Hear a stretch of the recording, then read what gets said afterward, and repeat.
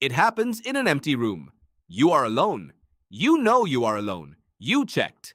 And yet something at the back of your neck tightens, and your eyes drift toward the corner, toward the doorway, toward the dark space behind you that you cannot see without turning around. Nobody is there, but your brain is not so sure. This feeling has a name. Researchers call it the felt presence, a sensation so deeply wired into your nervous system that it predates language, predates civilization, predates the version of you that sits in a chair and calls itself rational. And the strangest part is not that it happens. The strangest part is why it was built into you in the first place. Your brain is not a camera. It does not record the world as it is.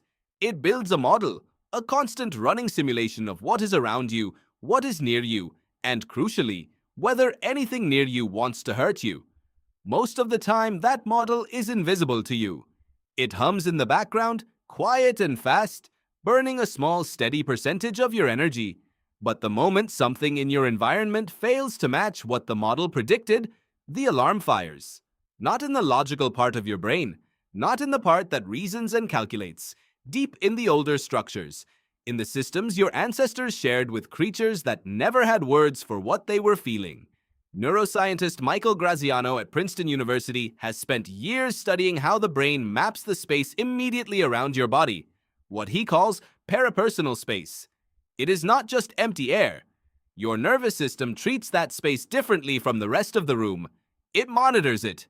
It guards it. Intrusions into it trigger a response before your conscious mind has time to process what happened. You flinch before you think. You tense before you know why. Now imagine that system, built for a world full of predators, running inside a modern human sitting in a quiet apartment at 2 in the morning. The architecture is the same. The threat detection system does not know you live in a building with locked doors. It does not know the sound you just heard was the house settling. It knows only this: something might be nearby, and the cost of being wrong in the dangerous direction, of assuming safety when there was a threat, was historically catastrophic. That is the key. Your brain is not making a mistake when you feel watched. It is running exactly the calculation it was designed to run. Biologist Robert Trivers introduced the concept of cost asymmetry in threat detection back in 1971, and the logic has never been refuted. If your ancestor heard a rustle in the tall grass and assumed it was nothing and it was a leopard, they died.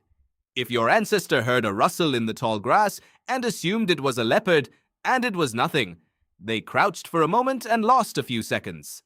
The second error is cheap. The first error is fatal. So across hundreds of thousands of years, your lineage was shaped by individuals who leaned toward detection, who assumed presence when there might be none, who felt watched. You are the direct descendant of the ones who were afraid. Now here is where it gets strange. The feeling is not random. It is not simply a generalized anxiety that could attach itself to anything. It is specifically social. It feels like a person, not a rock, not a machine, a presence with intent, something that has awareness of you. This is because the circuit involved is the social brain circuit, the same network that lets you model other people's minds, predict their behavior, understand that they have thoughts and feelings and goals separate from yours. Researchers call this the theory of mind network, and it turns out that this network is extraordinarily easy to trigger. Psychologist Fritz Heider proved this in 1944 with one of the most famous experiments in social psychology. He showed people a short animation, just geometric shapes, a large triangle, a small triangle, a circle, moving across a screen. That was it. Triangles and circles. And yet, nearly every single person watching the film described the shapes as if they were alive. They said the large triangle was chasing the smaller triangle. They said the circle was scared. They invented personalities, motives, emotions, entire social dramas out of objects that had no feelings whatsoever. Your brain does not need much to activate the presence detection system. A movement in your peripheral vision, a sound with irregular timing, a sudden temperature shift near your skin, a shape in a dark room that is slightly ambiguous. Any of these can be enough to switch the circuit on, to make the social brain start modeling. Is there something here that has awareness? Is there something here that is watching me? And once that question is being asked, the feeling arrives before the answer does. This is why certain experiences reliably produce the felt presence: extreme exhaustion, oxygen deprivation, sensory deprivation. High-altitude climbers on solo expeditions report it so consistently, it has become something of a well-known phenomenon in mountaineering.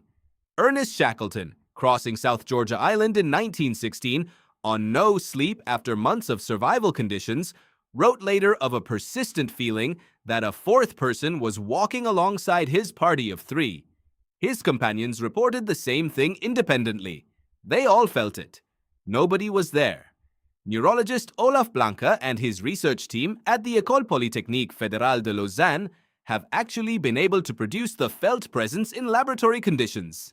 Using a robotic device that creates a subtle mismatch between what a person's hands are doing and what their back feels, Blanca's team induced the sensation in healthy subjects. The moment the brain received conflicting information about its own body in space, the presence appeared. Subjects turned around. They reported someone standing just behind them. Some were so certain they asked for the experiment to stop.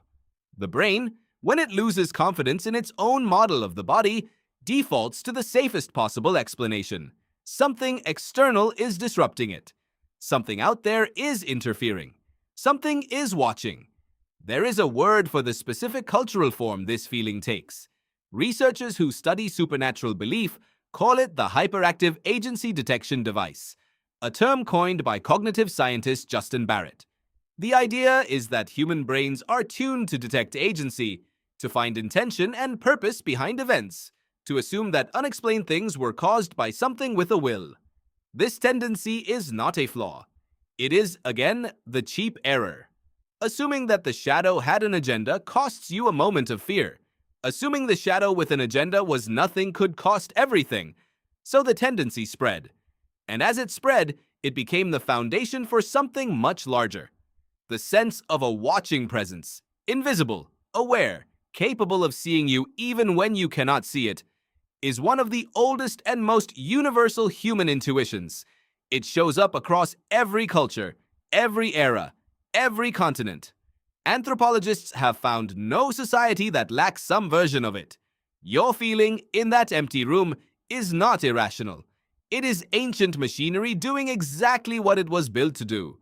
It is the same equipment that kept your ancestors alive in a world where something really was watching, most of the time, and waiting. The lights are on now. The room is quiet. Your threat detection system has run its check, found nothing obvious, and begun to quiet down. But it has not turned off. It never fully turns off. Because once upon a time when the sun went down and the fire burned low and the darkness crowded in at the edges, something really was there. And the ones who forgot that feeling did not survive long enough to pass it on to you. You feel watched because you were built to feel watched. And for most of human history, in most of the places your ancestors lived, they were right. Tonight, when you turn off the light and that old feeling finds you again in the dark, that tightening at the back of your neck, that pull toward the corner of the room, you will know what it is. It is not a malfunction. It is the oldest thing inside you still doing its job.